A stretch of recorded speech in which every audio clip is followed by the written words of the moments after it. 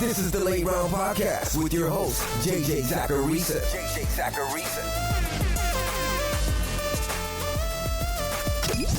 What's up, everyone? It's JJ Zachariason, the editor-in-chief at FanDuel and at NumberFire.com, and this is episode 391 of the Late Round Podcast, one of many shows that are part of the FanDuel Podcast Network. Thanks for tuning in. So last week I went to Twitter and I asked listeners what they'd want me to cover on this show before the season starts. I wanted to see if there was something that I was missing. A lot of you responded and talked about Keeper League strategy, which is a show that I did before, but one that probably needs a little refresher. The other response that seemed pretty common was auction draft strategy.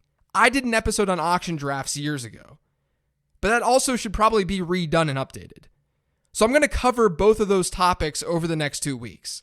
Today's we're obviously talking about Keeper League strategy, as you saw before you hit play, and then next week I'll dig into the auction stuff. With these two episodes, I want to put myself in your shoes. And I want to walk through step by step how I make decisions when I'm selecting keepers, and then step by step how I make decisions before and during an auction draft. Today's show on keeper selection has a pretty basic process, but I hope it helps you with your own decisions. But before getting into things, I want to remind you guys that with the NBA coming back, FanDuel has you covered. Just head to FanDuel.com and check out the NBA tab and join the $3 million NBA return shot contest, which has a $1 million first place prize. So just head to FanDuel.com or download the app today. Eligibility restrictions apply. So the first thing I do when I'm figuring out my keepers is that I check out the value of all players on my roster. Every league will handle keepers in a different way. Maybe there's no cost for your keepers at all. You just keep whoever you want regardless of where you once drafted them. A lot of leagues will take the previous year round that you drafted that keeper, and you just keep that player in the same round the following year. Sometimes there's inflation involved too. So if you got Chris Godwin in round 4 last year, you can keep him in round 4 this year. And then maybe you're in an auction league where the cost per keeper is what you paid for that player the previous season. There are lots of variations to this, but it just goes to show that it's really, really hard to give accurate advice when talking keepers, which is why I'd much rather talk about process. So take your roster and get the price for each player. What would it cost to keep them? Now your job is to ask yourself if you've got any clear and obvious values on your team. So let's just go back to Chris Godwin, where you can keep him for a 4th round price tag. Is he worth it there? Most likely, yes. Especially since the 4th round in a keeper league is actually more like the 5th, 6th, or maybe even the 7th round in a regular redraft league, given the number of keepers in your league. For example, if you're in a 12-team league where everyone's keeping 2 players, then that's 24 players who are now off the board. That means the typical 4th round isn't really filled with typical 4th round players. There are probably a lot of 5th and 6th round players in that round. So when you're doing your evaluation on player value, what you can do is take every potential keeper on your roster, look at their keeper cost, and then compare that cost to what type of player would hypothetically be available at that cost. So with Chris Godwin, he's a 4th round keeper in this hypothetical league. You can keep him with your 4th round pick. That's obviously a value given he's a 2nd rounder in regular leagues. So you know that there's some value being extracted there. But the value being extracted may not be as big as other keepers on your team. To figure that out, see who you'd potentially be drafting instead of Godwin in that spot. Maybe in the 4th round, you can get someone like Jarvis Landry, and that's based on all the other players being kept in your league. Maybe you could get Kareem Hunt, but do that for all of your potential keepers. Take your consideration set, maybe it's 3 or 4 players, and compare them to the alternative of who you would pick in that round. Whichever players are giving you the best cost savings, or whichever players are showing the biggest gap in projection, those are likely the players that you want to keep. There's definitely a more scientific way to do this. Like I said at the top, I'm coming at this from the perspective that the majority of you aren't sitting there building projections. And you're not easily able to say, I'm saving X amount of points by keeping this player at this cost. Instead, this is a very easy and intuitive way to just do things. So to recap so far, you should be figuring out the cost of your entire roster. Then you should start getting rid of and crossing off players who you know that you won't keep. Then with the handful of players that you might keep, list some guys you could hypothetically be getting at that cost. Whichever player seems to have the weakest alternatives versus what that player is providing, he's probably a front runner to be your keeper. And for the record, this is completely translatable to auction drafts too. If you're in a keeper league for an auction draft, then you should have historical drafts to look at. Use that to your advantage. Look back at drafts and find trends on how people spent at certain positions and on certain players. That's easily the best way to find values in an auction format like this. And keep in mind, too, that in an auction keeper league, prices are going to be inflated for the non-keepers. It's no different than in a snake draft. Like I said before, the 4th round in a keeper league is going to be filled with players who are typically drafted after the 4th round. There's a natural inflation. That's no different in an auction. A $15 player in a typical $200 budget auction draft, he's going to be more expensive in a keeper format. Since teams are getting cost savings on their keepers, that means they have more money to spend. That drives up prices, just like it drives up prices in a snake draft.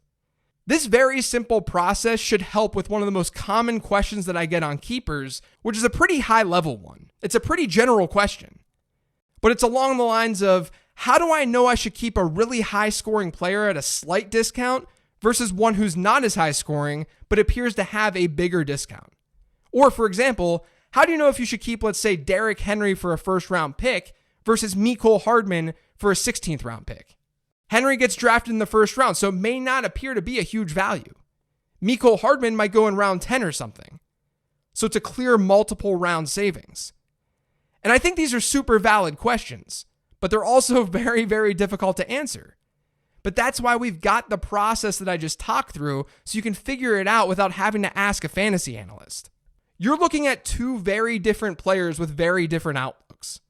But see what the alternative would be for your 1st round pick.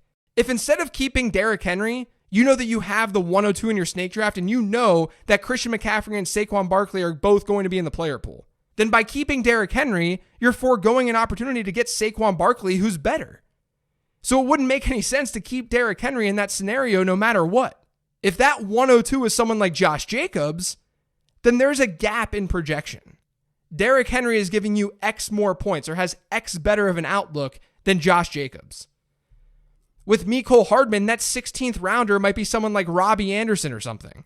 You have to then ask yourself, is it better to get the advantage of Hardman versus Anderson or Henry versus Jacobs? And that's going to depend entirely on how bullish you are on both players.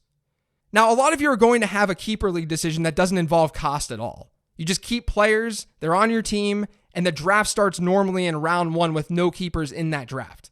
It's a pretty common way of doing things.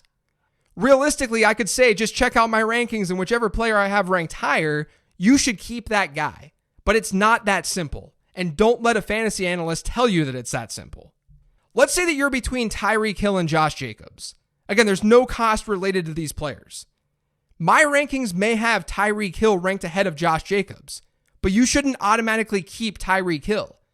Because what happens if a whole bunch of running backs are being kept, which would leave you without one of the potential true workhorse backs? What if there are a ton of wide receivers available, making Tyreek Hill a little bit more replaceable in this new player pool? This is where all the stuff that I've talked about on League Winners, which is back on episode 379, this is where that really comes into play. If you know that the typical RB2 type running backs, the guys drafted at the end of round 3 and into round 4, if you know they're typically not players that you want to bet on, then you shouldn't bet on them.